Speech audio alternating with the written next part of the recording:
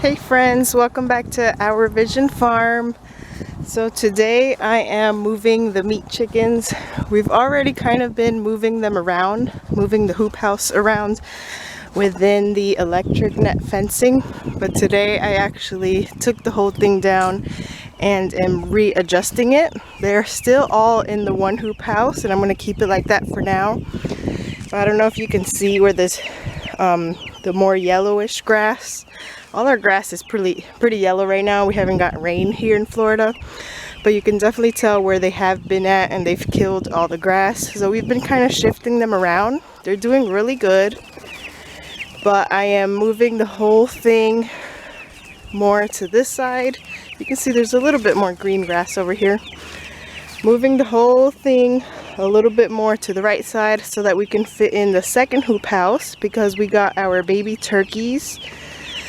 We have a farm that hatched out 10 babies for us, and out of those 10 we're going to raise some for meat, and we're also keeping some as a breeding pair. We're probably going to keep 2 females and a male, so we can have our own supply of turkeys in the future.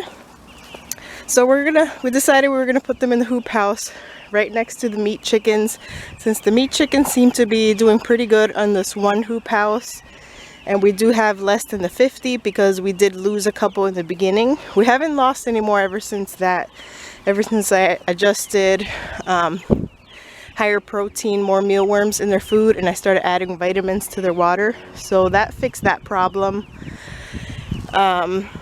But since they're doing good in there, we're going to go ahead and use the other hoop house for the turkeys, because we want to get the turkeys out here on grass as soon as possible as well. Right now they're just cramped in a little chick cage, so I want to get them out here on the fresh grass and in the fresh air, and the same system as the meat chickens. Eventually with the turkeys we are going to free range them in our whole yard out here, but as they're little babies and until they get used to us, I'm going to keep them in the hoop house but still kind of pasture raised in the grass. So that's what I'm doing right now. I'm resetting up the electric fence. We're gonna bring that second hoop house over here and put the turkey chicks in it, get them set up with their food and water as well, and turn everything back on, and they should be good for their first night. All right, and the turkeys, we are starting them with a higher protein game bird feed, just because they need the extra protein, and I definitely don't want anything to go wrong with the turkeys, because they are a lot more expensive to buy as chicks than, let's say, the beat birds, where we get them for under $2 each. The chicks were $10 each. So I definitely didn't want to have any of the problems that we did in the beginning with the meat birds. So we're getting them in there, and I have their food. Ooh. And these are heritage breed mixes. We got a couple different breeds. Like I think it's called chocolate something. I don't remember all the names. I gotta look back at the message. They're escaping. So there's 10 of them. We don't know who's female, who's male yet. But now they're gonna have a lot more space in the little cage that they had before. Come on. And then the idea is, once they're big enough to start free ranging, we will start feeding them the same corn-free and soy-free feed mix that we're doing. But at that point they'll be free ranging and eating all the bugs and getting all the extra protein from there. We just wanted to make sure we had a good start with them, and start them with the game bird feed chick starter. So these are supposed to be like brown and white. Then we had one that's supposed to be all white. I don't remember the other colors.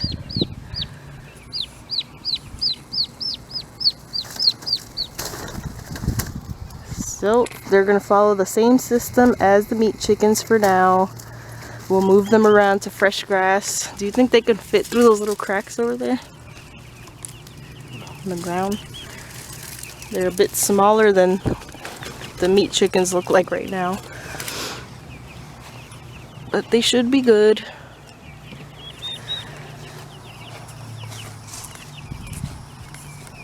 We had a bear visit us yesterday. It didn't come into our yard because the dogs kept barking away, but at the end of this video I'm going to attach the pictures of this huge bear that was very close to us and very close to the farm animals yesterday. It was checking out the sheep in the back in the woods.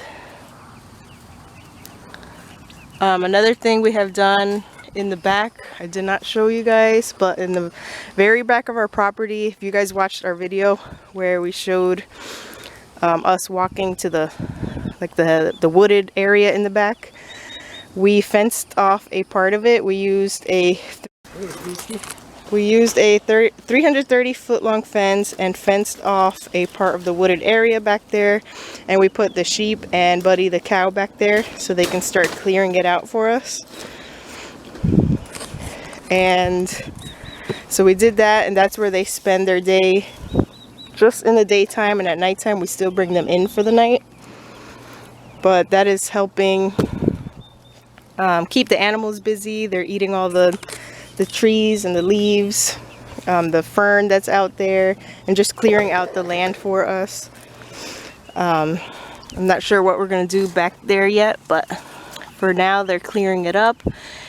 And I'll have to show you guys that in another video, another day. They're still getting used to it. Still getting used to the routine of going back there in the daytime and coming back in at nighttime. They're so cute. Alright, so now I gotta feed the meat birds. Turkeys have their food and water. So I gotta go get the meat bird feed, but just wanted to give you guys this update. I'll show you guys what it looks like from a distance.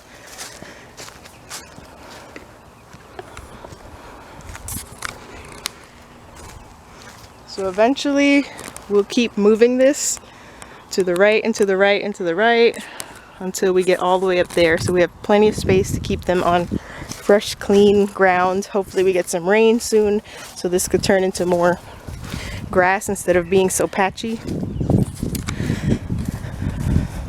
But that's how the setup looks with the 2 hoop houses. Now I'm gonna go get the meat chicken food. So meat chickens are right on track.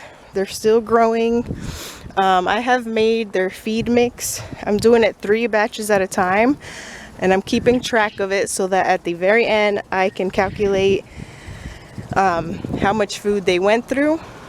And again, it's a no corn, no soy feed that I mixed myself. I sourced all the ingredients. So it's a bit more expensive than just using the meat bird commercial feed, but we thought that no corn and no soy was very important to us.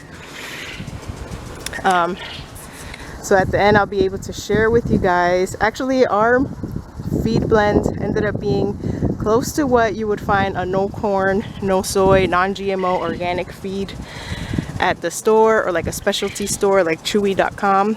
Very close in price range. I would say about $35 for a 50-pound bag worth, something like that. I'm trying to zoom into the cow and the sheep. So this is where we keep them in the daytime. I mean, not in the daytime. At dinner time, we bring them in.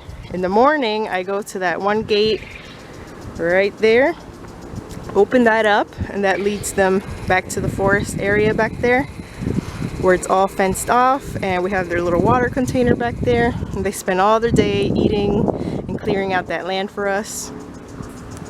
But I'll show you guys that in another day, like I said. But yeah, I'm keeping track of how much it's costing us to feed these birds so that we can give you guys an accurate price number, and that'll help us figure out how much we're going to charge for them as well to the customers. We still have to get a 3-compartment sink and a couple other smaller things like our packaging bags and all that in order to be ready to sell. In order to be ready to call them for our inspection, we have to get just a little inspection and to get our permit in order to legally be able to sell the chicken. So we're basically just waiting to get that last big piece of equipment, which is the 3-compartment sink, and then we're ready to call them. They come within 15 days of us calling them for the inspection, and after that we're free to process our first birds and sell them to the public. So that's very exciting. And then from there we can just continue to order chicks and continue raising them. I'll probably start 2 batches at a time, have one that is just freshly brand new and one batch, time it in a way where we have 1 batch that's new and 1 batch almost ready to butcher. So that is the plan.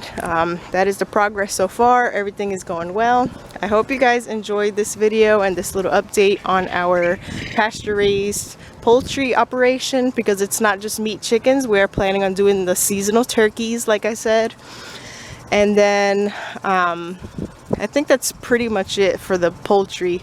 We have the quails and the quail eggs too, but we're raising them in such small quantities that I don't think we're ever really going to market the quail meat or the quail eggs, because it's really just enough for us. We don't have that many quails. Here's Mama and her babies. They're still doing good. They are free ranging as well. We decided to just keep her free ranging. She's not causing any harm. And the quails. Alright, so I gotta get these meat chickens fed, and I'll see you guys in the next video. Thanks for watching.